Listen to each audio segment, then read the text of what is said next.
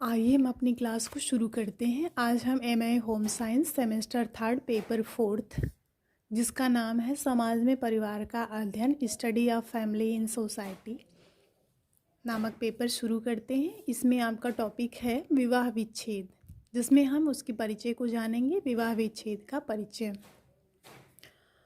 परिवार का संचालन पति पत्नी के सहयोग से ही होता है। एक के अभाव में दूसरे की पूर्ति नहीं हो सकती है। अतः परिवार के निर्माण के लिए पति पत्नी का आपसी तालमेल व समायोजन बेहतर होना अति आवश्यक है।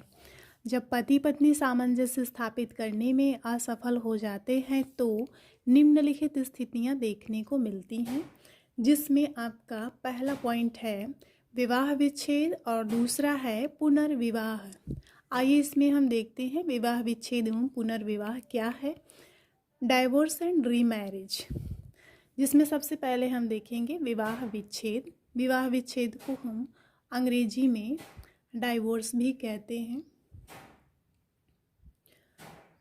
विवाह विच्छेद का तात्पर्य पति पत्नी के बीच संबंधों का अलग होना है।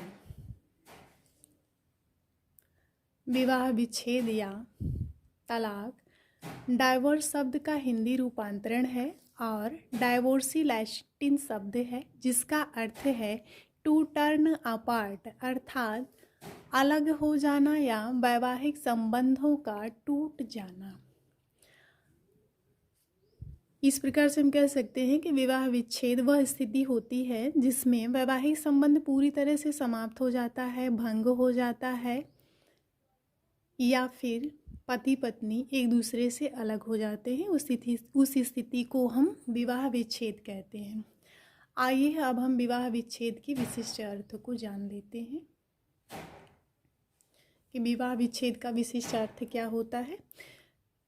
विशिष्ट अर्थ में विवाह विच्छेद वैवाहिक संबंध का या बंधन का पूरी तरह भंग होना है, जिसमें तलाकशुदा व्यक्ति पुनः पहले वाली स्थिति में सामाजिक रूप से आ जाता है और वह विवाह के लिए पुनः स्वतंत्र हो जाता है। कानूनी भाषा में यह विवाह की कानूनी समाप्ति है। आइए अब हम विवाह विच्छेद की परिभाषा को देख लेते हैं।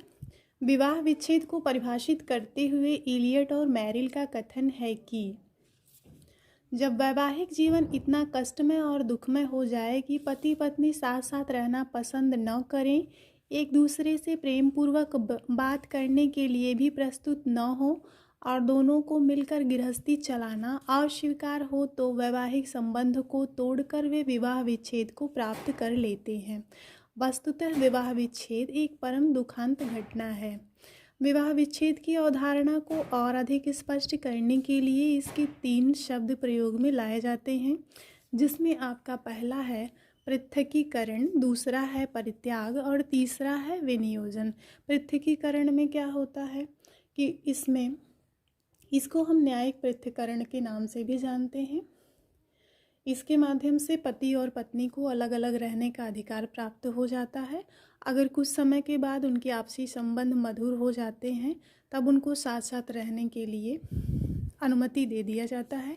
परित्याग की स्थिति में इसमें पति या पत्नी के द्वारा जब एक दूसरे का परित्याग कर दिया जाता है या फिर अपने उत्तरदायित्वों का निर्वाह नहीं किया जाता है, तो उसको हम क्या कहते हैं, परित्याग कहते हैं।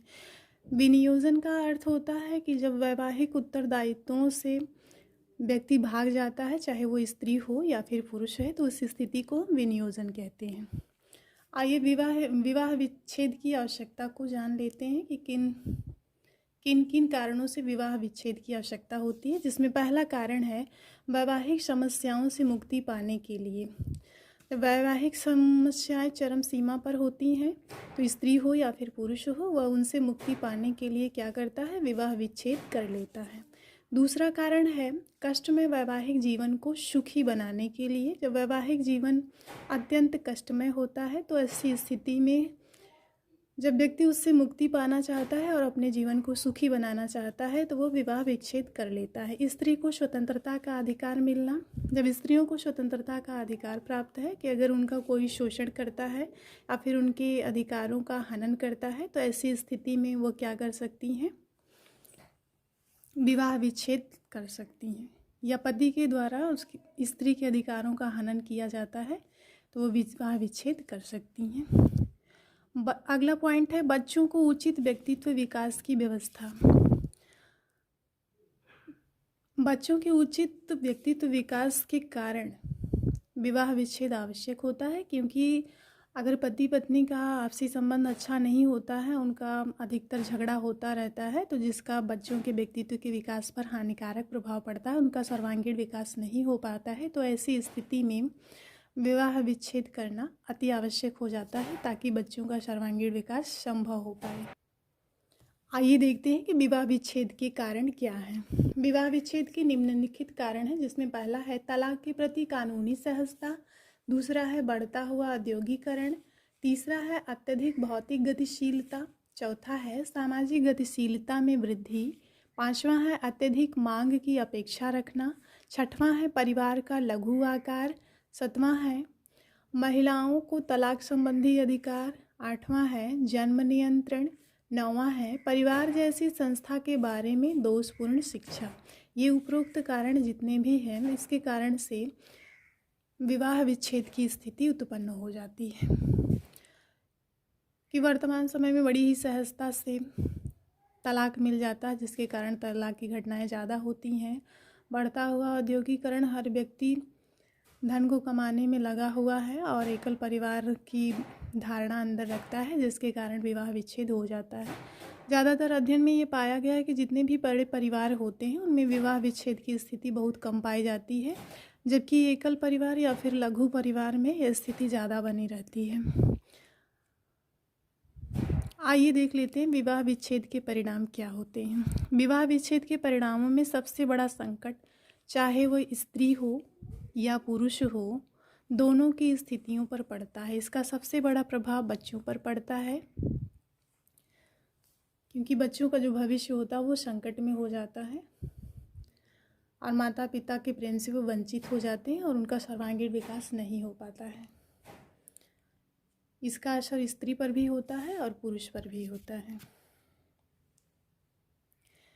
एक अध्ययन में स्पष्ट हुआ कि 70% जो पुरुष होते हैं तथा 35% स्त्रियां विवाह विच्छेद के पश्चात पुनः विवाह कर लेते हैं।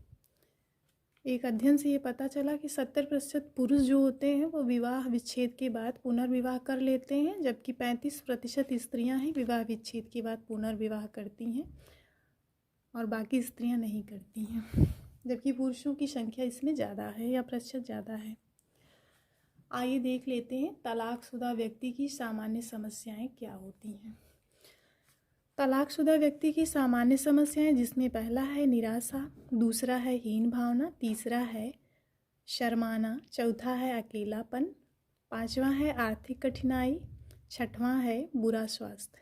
तलाक के कारण व्यक्ति क्या हो जाता है, निराश हो जाता है, उसका अपना जीवन नीरस लगने लगता है, उसके अंदर हीन भावना का विकास हो जाता है, जिसके कारण वह आपसी तालमेल, लोगों से मिलना जुलना, समाज से कटकर रहना,